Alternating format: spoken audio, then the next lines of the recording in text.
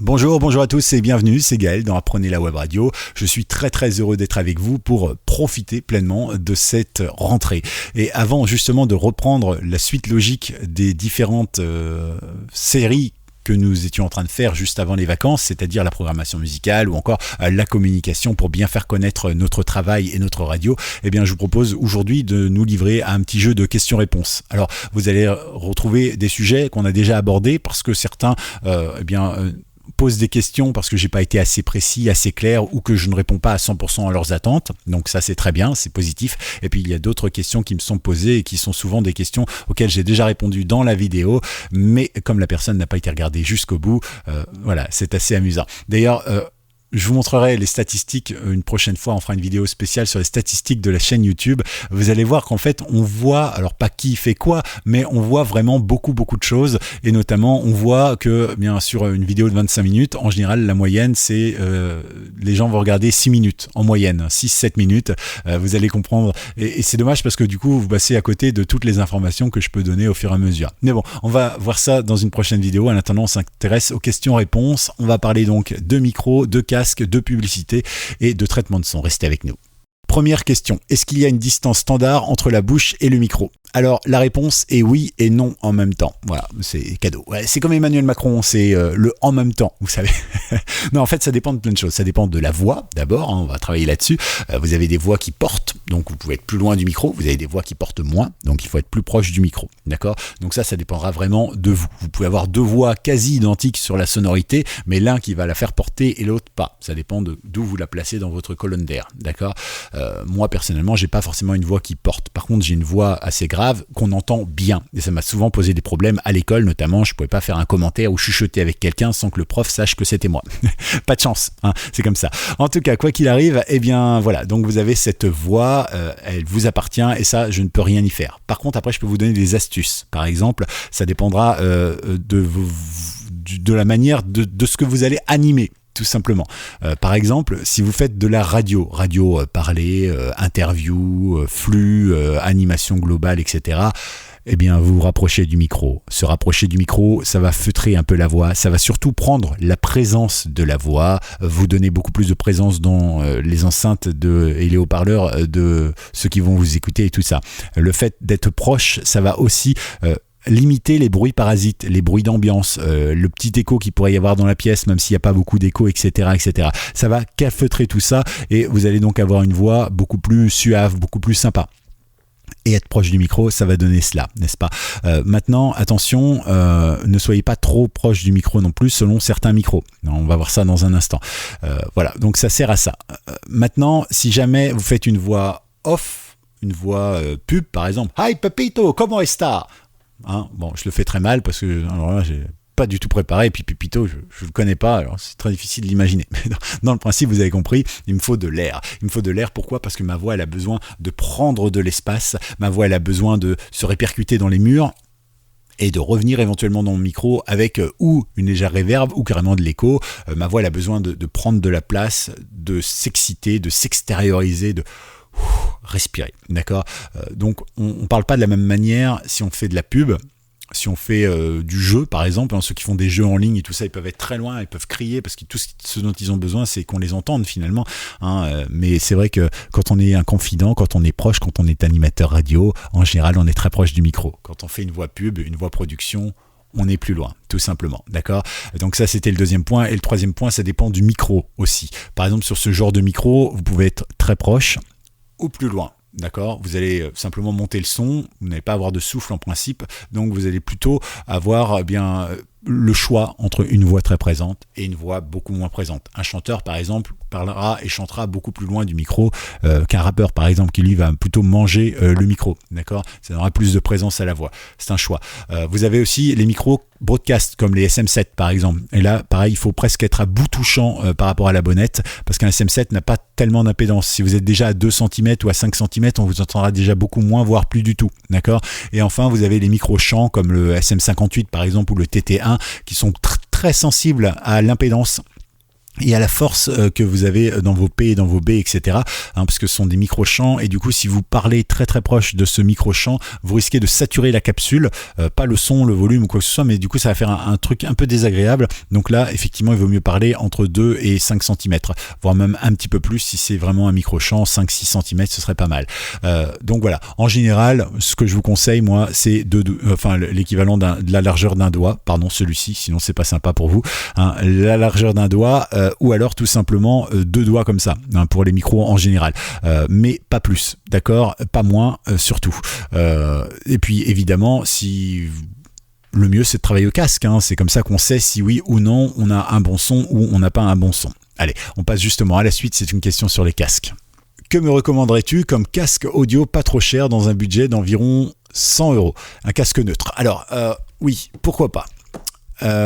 Déjà, il faut savoir ce qu'est un casque neutre et ce que n'est pas un casque neutre. Un casque neutre, c'est un casque où vous n'avez pas d'amplification de fréquence à l'intérieur. Par exemple, vous n'avez pas sur 250 Hz 1 ou 2 décibels qui amplifie les graves et qui rend le son meilleur. D'accord ? Quand vous achetez un casque très cher, par exemple Bose ou n'importe quoi, un casque à 2000 € par exemple, ou quand vous achetez un casque de supermarché à 10 ou 12 €, vous avez généralement déjà des fréquences qui sont amplifiées pour donner un son plus sympa. Et c'est vrai que c'est tellement plus agréable aujourd'hui d'avoir un son d'un casque d'un supermarché par exemple que d'avoir un son d'un casque que je vais vous proposer tout à l'heure. Mais en fait, ce n'est pas la même utilité, d'accord ? Le but d'un casque neutre, c'est vraiment d'avoir un casque neutre pour pouvoir régler son son et savoir quelle fréquence augmenter par rapport à sa voix, entre autres, ou son traitement de son. Alors, ce qu'il faut savoir, c'est que votre casque à vous, s'il n'est pas neutre, il a des fréquences donc qui vont être augmentées de, par exemple, 2 décibels à 250 Hz, mais 4 décibels à 3600 Hz. Donc, quand vous allez régler votre voix avec ce genre de casque, eh bien, vous n'allez peut-être pas augmenter vos graves ou pas augmenter vos médiums aigus, parce que effectivement, naturellement, dans le casque, vous allez entendre que c'est déjà augmenté. Voilà. Donc, ou vous connaissez très bien votre casque et vous allez régler un peu à l'aveuglette, parce que vous savez que bien, le casque l'augmente déjà, ou bien vous ne connaissez pas votre casque du tout et vous allez avoir des soucis. Avoir un casque neutre permet effectivement d'avoir un bon son en toutes circonstances, puisqu'il sera plat, il sera neutre. Du coup, quand vous allez monter de 2 dB une fréquence, ou de 4 dB ou de 6 dB, où vous allez travailler en négatif à moins 4 dB sur une autre fréquence, il n'y aura pas de souci, d'accord ? Ou alors, vous pouvez très bien acheter un casque à 2000 €, régler votre son comme il vous plaît et offrir un casque à 2000 € à toutes les personnes qui vous écoutent, d'accord ? Ça sert à ça. Après, un casque neutre ne sert qu'à ça, c'est-à-dire qu'à régler le son. C'est pas très agréable d'écouter de la musique avec, il n'y a pas de basse rebondie, il n'y a pas de super aigu ni quoi que ce soit, et sachez également que en principe, pour animer, vous n'avez pas besoin de ce genre de casque, c'est juste pour régler votre voix, d'accord ? Si vous animez dans la vie de tous les jours, si vous avez réglé votre son il y a 20 ans, ou si quelqu'un vous a réglé votre son, vous n'avez pas besoin d'un casque neutre, puisqu'en fait, tout ce que le casque servira à savoir, c'est s'il y a un bruit parasite, ou simplement si le tapis musical est plus fort que la voix ou pas, ou simplement si l'invité parle plus loin ou plus proche du micro. Voilà, donc ça sert à ça. Un casque neutre, ça sert vraiment uniquement à régler sa voix. Et c'est vrai qu'il est important d'investir dans un bon casque neutre. Pour ça, il y en a 3 que je vous recommande. D'abord, le Beyer Dynamic 770 Pro. Alors moi, j'ai celui à 250 ohms, je vais vous expliquer pourquoi, mais il existe aussi en 80 ohms, qui est exactement au même prix, et puis au 32 ohms, qui lui est plus pour les smartphones, on va dire. Donc le 250 ohms ou le 80 ohms, moi je fais pas la différence entre les deux, je vous le dis tout de suite. Plus il y a de ohms, en principe, plus c'est précis dans le son, d'accord ? Mais moi, j'ai pas l'oreille pour faire la différence entre les deux. Alors pourquoi j'ai choisi le 250 plutôt que le 80 ? Je me dis toujours qu'au même prix, mieux vaut avoir un 250 qu'un 80. Ça c'est le côté économique, radin, je sais pas, proche des sous. Je ne sais pas si on peut me cataloguer comme ça ou pas, vous me direz ça en commentaire. Mais ceci dit, pourquoi j'ai choisi le 250 ohms ? La vraie raison, c'est que le 250 a un fil torsadé, alors que l'autre a la même longueur de fil, mais en droit, ce qui veut dire qu'il a 3 mètres de fil en droit, alors que le 250 ohms, il a un torsadé sur 3 mètres, mais une fois qu'il est torsadé, il fait quoi ? 1 mètre, grand maximum. Donc moi, j'aime pas avoir les câbles traînés, et c'est pour ça donc que j'ai un câble comme ça. C'est pour ça que j'avais choisi le 250 ohms. C'est moulé, c'est solide, c'est Dutch qualité. Le son est vraiment bien, c'est le casque qu'on trouve partout en studio, partout en radio, professionnel, etc. Voilà, Beyer Dynamic. Sinon, vous avez le Sony, alors c'est le MDR 7506. Alors celui-ci vaut un petit peu moins cher, hein, le Beyer Dynamic il est à 125, celui-ci est à 99, la dernière fois que je l'ai vu sur internet. Vous pouvez le trouver moins cher ou un peu plus cher, hein, selon les jours, selon les périodes aussi. Donc bon, ce sera à vous de voir, à vous de guetter la bonne occasion. L'avantage c'est que c'est un casque Sony, il est très confortable, il est beaucoup moins résistant que l'autre, hein. Par contre effectivement il y a des pièces qui sont changeables et ça c'est plutôt sympa aussi, hein. Et puis en dernier vous avez un Audio-Technica M50X. Alors celui-ci je vous le recommande mais que sur le papier, puisque je ne l'ai jamais vu nulle part, je ne l'ai jamais essayé en studio ou quoi que ce soit, donc je peux pas vous dire même s'il est confortable ou pas. Voilà, n'hésitez pas, mais en tout cas sur le papier il est neutre. Il existe deux versions, la version câble et la version Bluetooth. Je vous invite à éviter la version Bluetooth pour régler votre son, voilà, parce que on n'a pas, c'est pas pareil, ça rend un son légèrement métallique et tout ça, et ça même moi je l'entends. Donc peut-être que vous aussi vous l'entendrez, alors que la version câble, il n'y a pas de souci sur ce genre de choses, hein. Un casque Bluetooth, il y a toujours un petit son, même le meilleur des Bluetooth proposera toujours voilà, ça va teinter le son, ça va pas être très très joli. Donc c'est un choix évidemment, et c'est vous qui allez voir. Pour ma part, donc j'ai un Beyer Dynamic 250 ohms, un TD 770 Pro, voilà, de mémoire c'est pas facile, mais le mien je l'ai depuis 2007, hein. Il est tombé, il m'a accompagné partout, je l'ai 8 heures par jour sur les oreilles, 365 jours par an depuis 14 ans donc, et là il commence à mourir un peu, hein, pas en termes de qualité sonore, mais il n'y a plus de mousse, il n'y a plus rien. Alors je sais que ça s'achète, mais je suis arrivé à un stade où je me dis, voilà, je l'ai payé 145 € il y a 14 ans, ça fait 10 € par an, divisé par le nombre de mois, divisé par le nombre d'heures passées sur les oreilles, on est à quelques centimes, hein, donc franchement ça va. Maintenant, la vraie économie, parce qu'à un moment il est question de budget, alors certes il y a le budget c'est ce qu'on a en poche, mais la vraie économie c'est aussi parfois de mettre un peu plus que son budget dans quelque chose qui va tenir beaucoup plus longtemps. Moi je vois des tas de gens qui achètent des casques à 50 € et qui me disent après, ah ouais mais bon c'est déjà le troisième que je change là en 10 ans d'expérience. Je dis bah ouais, 3 à 50, t'en es à 150, voilà, et encore t'as de la chance qu'il fasse 3 ans, hein, quand tu l'as 7 jours sur 7, alors que le mien je l'ai payé 150, mais voilà, il est toujours là, c'est toujours le même, etc.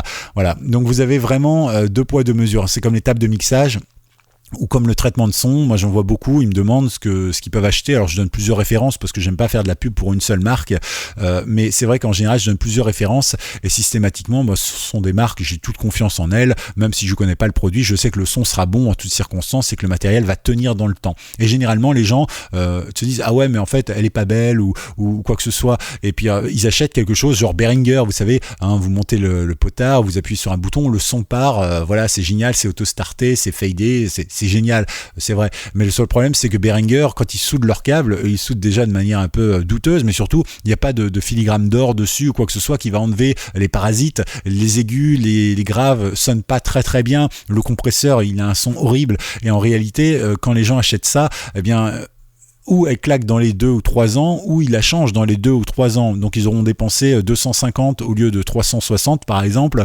hein, dans un autre produit, mais ils vont la changer 2 ou 3 fois. Alors que si vous dépensez 300, 400 € dans un produit ou l'équivalent, hein, vous pouvez avoir des bons produits à 250 € aussi, qui ont la même qualité que les autres, et bien dans ce cas-là, vous allez vraiment économiser de l'argent, du temps aussi, et puis surtout avoir confiance dans votre matériel, et ça n'a pas de prix, hein, que de mettre son casque et de parler dans son micro et de savoir que le son sera bon, plutôt que de se dire zut, est-ce que quelqu'un a touché au réglage, ou tiens, qu'est-ce qui se passe aujourd'hui, boum boum boum, tiens ça marche pas aujourd'hui, ah fait chier, zut pardon, excusez-moi, là aussi je m'excuse pour ce gros mot, mais vous comprenez bien ce que je veux dire. Voilà, il faut avoir confiance dans son matériel, ça je pense que c'est très important. On passe à la suite. Alors je vous mets le message, voilà, comme ça vous pouvez voir à quoi ça correspond. En gros, là, on va tout simplement parler d'enregistrement d'une interview. Comment ça marche? Alors c'est une interview visiblement téléphonique à distance, etc. Comment est-ce qu'on peut faire? Eh bien, on peut le faire déjà par l'ordinateur. L'ordinateur aujourd'hui, Windows a un petit logiciel que je présente dans une des vidéos d'ailleurs, qui permet de connecter son smartphone et effectivement de passer des appels directement depuis son ordinateur. Ça permet d'avoir notre fameux micro, d'avoir notre traitement de son à nous, d'avoir le son son studio, quoi, et d'avoir la personne avec un son téléphone ou un son parfois numérique. Si vous passez par Skype ou autre, hein, vous pouvez même passer par Messenger, et dans ce cas-là, vous aurez un meilleur son. Si vous passez par Jami, par exemple, vous pouvez même avoir vraiment un son, mais d'une super qualité. Vous pouvez passer par un Discord, enfin bref, vous pouvez passer par plein de choses pour avoir vraiment des bonnes qualités. Bref, pour enregistrer tout cela, le plus simple, parce que moi j'ai une web radio aussi, et dans cette web radio, j'ai des gens à qui j'ai appris certaines choses, techniques d'animation, tout ça, d'autres savaient faire, et en fait, eh bien, j'essaie toujours de leur proposer des outils qui soient simples, accessible et qui ne perdent pas de temps à régler, à se dire est-ce que ça a marché ou pas. C'est le principe du casque de tout à l'heure, hein. Le son est bon tout de suite, et bien là c'est pareil. Et je vous propose donc un petit logiciel qui s'appelle Free PC Audio Recorder. Je l'ai déjà présenté dans une vidéo, et n'hésitez pas à aller y faire un petit tour. Il est très simple d'utilisation, il est pas très joli, il est gratuit. Vous pouvez faire un don évidemment à son producteur si vous le souhaitez, mais voilà, et il vous servira, et il vous propose toujours un son simple. Et, il y a 3 boutons dessus, hein, play, pause et stop, et puis voilà, vous pouvez pas faire tellement plus, et ça suffit largement. Vous pouvez prendre à la fois votre son à vous et puis le son qui sort de l'ordinateur, et c'est vachement pratique, d'accord. Sinon vous avez aussi des choses pour enregistrer directement depuis le smartphone. Par exemple, vous avez celui qui est intégré à votre smartphone. Moi j'en ai un sur mon Huawei, sur mon Asus et sur mon Samsung aussi, c'est intégré dedans, donc je pense que pour vous aussi, mais au cas où, vous pouvez télécharger par exemple Call Recorder ARC, ou alors par exemple enregistreur d'appel, ou Smart Recorder également. Voilà donc 3 petites applications qui vous permettront d'enregistrer vos conversations téléphoniques et après de refaire votre voix en studio si vous en avez besoin. Ok ? Bon, je pense que là c'était simple, mais voilà, si vous voulez plus d'infos, vous pouvez les poser bien sûr dans les commentaires. Alors maintenant, on va parler de traitement de son. Alors ici, il s'agit de podcast, hein, et pas de radio. Mais je vais quand même parler radio, et puis on va parler podcast également. Dans quel ordre est-ce qu'on doit mettre tous nos traitements ?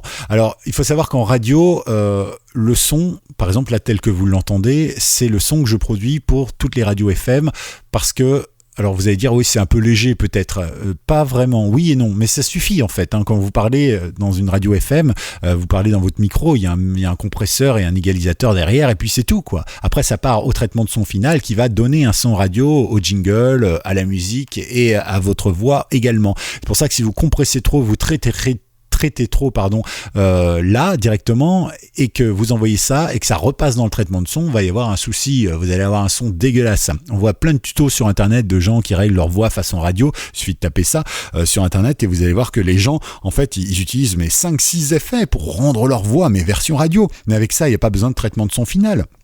Voilà, mais une voix radio, normalement, en tant que professionnel, on a une voix radio normale. Voilà, comme ici, par exemple, moi, ça passe juste dans un tout petit traitement, hein, à peine égalisé, à peine compressé, hein, à peine, voilà, je suis vraiment dans des réglages très limites, et après, ça passe à l'antenne. Et c'est ça qui va donner la grosse voix radio que vous pouvez entendre sur les différentes ondes, etc., etc. Voilà, il faut jamais trop faire quand on est en radio. En podcast, c'est autre chose. Donc, l'ordre, par contre, ça, c'est important. En radio comme en podcast, ça ne change pas.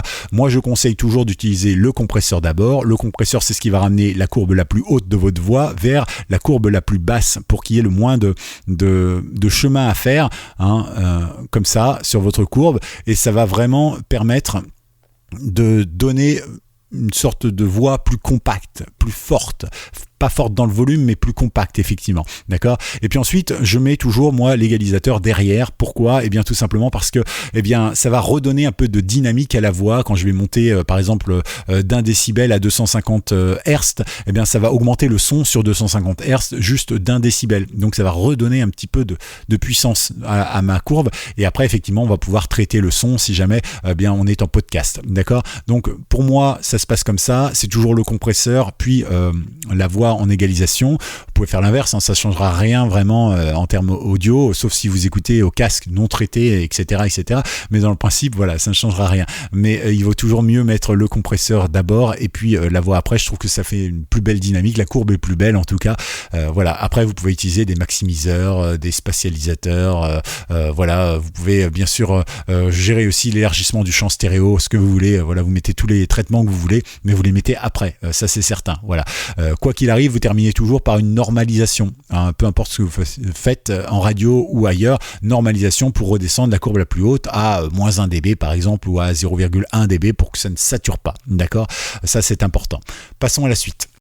Alors la suite, c'est quelqu'un qui suit cette chaîne et que je salue parce que je l'aime beaucoup. C'est quelqu'un qui a une belle mentalité, qui travaille dur, qui est parti il ne savait pas grand-chose et qui aujourd'hui, eh bien, par ses propres expériences, par ses tests, par des questions qu'il pose sur tout un tas de forums, en fait, ben, il pose vraiment des questions intéressantes et il a énormément progressé et aujourd'hui, il produit vraiment des choses de qualité et c'est très intéressant. Voilà. Donc je voulais le saluer. Bonjour Olivier. Et voilà. Donc c'est quelque chose que j'ai récupéré, je crois, sur son mur ou sur le mur de sa web radio. Et il pose tout simplement une question, il pose un diagnostic en disant, bah voilà, sur notre antenne, on est capable d'accueillir de la pub. Si vous avez envie de faire de la pub pour votre société, votre assos ou votre structure, n'hésitez pas. Alors, je voulais juste le glisser dans le jeu des questions-réponses, même si ça n'a pas grand-chose à voir, tout simplement parce que je voudrais vous expliquer comment marche la pub en radio. En radio, alors moi je l'ai déjà dit sur les web radios, je suis pas forcément pour faire de la pub, mais après, c'est un choix propre, chacun fait comme il veut évidemment. Si vous voulez faire de la pub, il va vous falloir un commercial. Pourquoi ? Parce que dans toutes les structures où on vend de la pub, il y a un commercial. Alors vous allez pouvoir dire, oui mais moi je veux pas faire comme tout le monde, je veux pas forcer la main aux gens ou quoi que ce soit, c'est vrai. Mais il faut savoir que la majorité des gens, même de vos auditeurs, sont des gens, on va dire, passifs, ils sont consommateurs, pardon. Ils sont pas conso-acteurs, ils sont consommateurs. Voilà. Alors je vais pas traiter de mouton parce que ce serait pas vrai, mais dans le principe, quand on fait de la radio, bien on voit bien que les gens ils nous écoutent en faisant autre chose, en préparant le repas, en repassant des chemises, voilà. Et parfois on s'énerve en repassant la chemise et pendant qu'on s'énerve, on n'entend pas ce que l'animateur dit, etc., etc. Oui, je dis ça parce que j'ai une chemise aujourd'hui. En tout cas, quoi qu'il arrive, dans le principe, vous comprenez bien ce que je suis en train de dire. Donc, pour vendre de la pub, c'est pareil. Si vous mettez une simple affiche, vous allez peut-être avoir une personne sur 10 000 qui va vous contacter en disant « Ah bah super, moi je veux faire de la pub chez toi ». C'est pour ça que toutes les sociétés, y compris les journaux d'ailleurs, proposent avec leurs commerciaux des encarts publicitaires, mais c'est le commercial qui vient vous contacter en général. Ça permet de faire rentrer un peu d'argent, ça permet de faire pas mal de choses. Alors, il y a le commercial de base. Toc toc, bonjour, je fais de la pub, vous m'en prenez, combien ? Merci, au revoir. Ça marche pas. Je vous le dis tout de suite, ça ne marche pas. Pas en radio en tout cas. Ça marche peut-être dans la presse écrite, ça marche peut-être si vous vendez des voitures, etc. Maintenant, en radio, quelle est la posture pour un bon commercial, même si vous êtes totalement débutant ? Eh bien, c'est d'être un conseiller en communication. La pub, c'est optionnel. Il va vous l'apprendre de toute façon si vous êtes un bon conseiller en communication. Par exemple, vous avez les journées portes ouvertes des concessionnaires auto. On arrive bientôt dans la période, donc ça tombe bien. D'accord ? Donc, vous avez ça. Vous allez regardez ce qui se fait un peu partout. Par exemple, vous avez Ford, Volkswagen, Logan qui fait sa pub nationale et tout ça.